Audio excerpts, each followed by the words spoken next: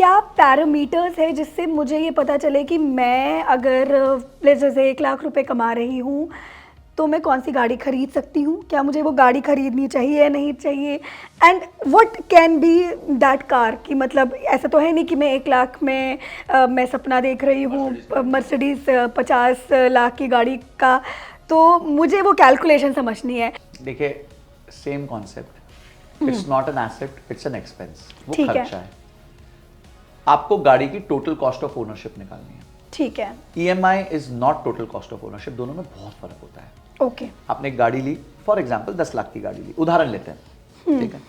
10 लाख की गाड़ी ली जिसमें 2 लाख आपने डाउन पेमेंट करा, 8 लाख रुपए आपने लोन ले लिया। ठीक है। 8 लाख की किश्त मोटा मोटी 5 साल के लिए आपकी आएगी 16,000 रुपए महीना। तो 16,000 रुपीज महीना तो यहीं से चला गया आपका।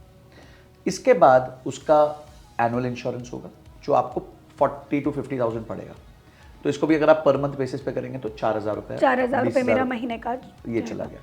हर कंपलसरी मेंटेनेंस होगी, वो आप समझ लीजिए 2 से 2,500 रुपए पर मंथ का, उसका भी आप बजट लगा के रखिए। और हर 2-3 साल में उसको एक टायर रिप्लेसमेंट लग सकता है या कुछ थोड़ा सा बड़ा खर्चा आ जाएगा। हाँ। तो उसका भी आप महीने का 2-2,500 रुपए का खर्चा लगा लीजिए। कुल मिला के एक 10 लाख की गाड़ी आपको महीने की 25,000 की पड़ती है। अब आप उस 25,000 में अगर 100 किलोमीटर चलाते हो गाड़ी को पूरे महीने में, तो वो पड़ी 250 रुपए किलोमीटर, 250 रुपीज पर किलोमीटर। अगर आप उसको 1000 किलोमीटर चलाते हो तो वो पड़ती है 25 रुपए पर किलोमीटर। ठीक है। अब आप उबर और ये सब, ओला और ये सब लेते हो, रैपिडो लेते हो, तो वो पड़ती है करीबन 14 से 16 रुपए पर किलोमीटर विद ड्राइवर। विदाउट, अभी तो हम ड्राइवर जोड़ा नहीं है इसमें। अगर आप ड्राइवर जोड़ो तो अनदर 15,000 रुपीज आपको मिनिमम 15,000 to 20,000 लगता है। सो पॉइंट इज कि आपको टोटल कॉस्ट ऑफ ओनरशिप देखना है और आपका ड्राइव किलोमीटर्स देखना है। अगर आप बहुत करीब रहते हैं ऑफिस से, या फिर आप मेट्रोएबल डिस्टेंस पे रहते हैं कि जिसको आप मेट्रो से कवर कर सकते हैं या पब्लिक ट्रांसपोर्ट से कर सकते हैं, तो आइडियली इतनी जरूरत नहीं है गाड़ी लेने की। पहले इशू ये होता था कि फैमिली ट्रिप्स पे आप जा नहीं पाते थे क्योंकि गाड़ी अब इजीली अवेलेबल नहीं। आज तो आपको कैब, आपको जाना है वीकेंड पे, जी कहीं घूमने जाना, ले लो कहीं से, इनोवा ले लो, फॉर्च्यूनर ले लो, मर्सिडीज ले लो, कोई फर्क नहीं पड़ता। अब तो कुछ भी रेंट कर सकते हो। और तब तो मुझे लगता है प्राइवेट में पब्लिक इतने सारे पब्लिक ऑप्शंस भी नहीं थे ना, these cabs and were not there. तो मुझे ऐसा लगता है कि एक व्यक्ति अगर 1.25 लाख रुपए से कम कमा रहा है महीने का, तो उसको गाड़ी नहीं, उसको अभी तो गाड़ी नहीं लेनी चाहिए शुरू में। ये मेरा व्यू होगा। Till the time your consumption is let's say 700-800 kilometres per month, आपका बहुत हैवी कंजम्पशन है, आना जाना बहुत ज्यादा है, आपका जॉब में एक रिक्वायरमेंट है कि यार आपको ट्रैवल बहुत करना पड़ता है और आप चाहते हो कि थोड़ा कन्वीनियंस हो, मैं वो ठीक है। अगर आप प्योर ऑफिस जाते हो, आपका काम है भाई घर से उठे, ऑफिस गए, घर वापस आए, तो आई थिंक गाड़ी is not very useful for you for the moment. Great.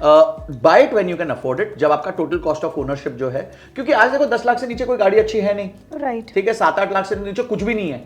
अभी सरकार ने वो कुछ किया कि 5 लाख से ऊपर अगर आप गाड़ी लोगे तो आपको पैन कार्ड दे, पता कुछ तो उन्होंने रूल बनाया।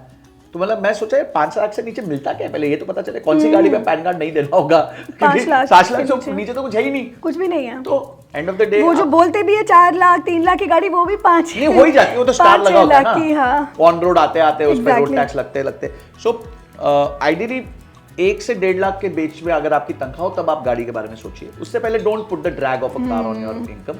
The rule remains the same. आपका कोशिश करिए कि टोटल कॉस्ट ऑफ ओनरशिप जो है वो आपकी तनख्वाह का 15 से 20% से ज्यादा ना हो। तो ये अगर आप कर पाओ तो आप एक गाड़ी ले लो, कोई चक्कर नहीं है।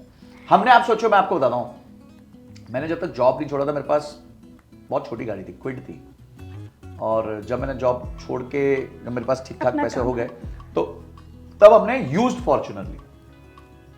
वो भी तब नई नहीं ली, यूज्ड फॉर्च्यूनर ली। तो अगर आप यूज्ड गाड़ी ले सकते हो तो मैं तो हमेशा सेकंड हैंड गाड़ी के फेवर में होता हूं, बिकॉज गाड़ी का कुछ बिगड़ता नहीं है 3-4 साल में, पर वो गाड़ी की वैल्यू आधी हो जाती है 3-4 साल के अंदर। राइट। तो अगर आपको मन है कि एक मेरे को 10 लाख की गाड़ी लेनी है, तो वो हो सकता है आपको 5-6 लाख में मिल जाएगी। या फिर अगर आपका बजट 10 लाख है तो आपको 15-16 लाख वाली गाड़ी 10 लाख में मिल जाएगी। But again you should be able to afford the maintenance.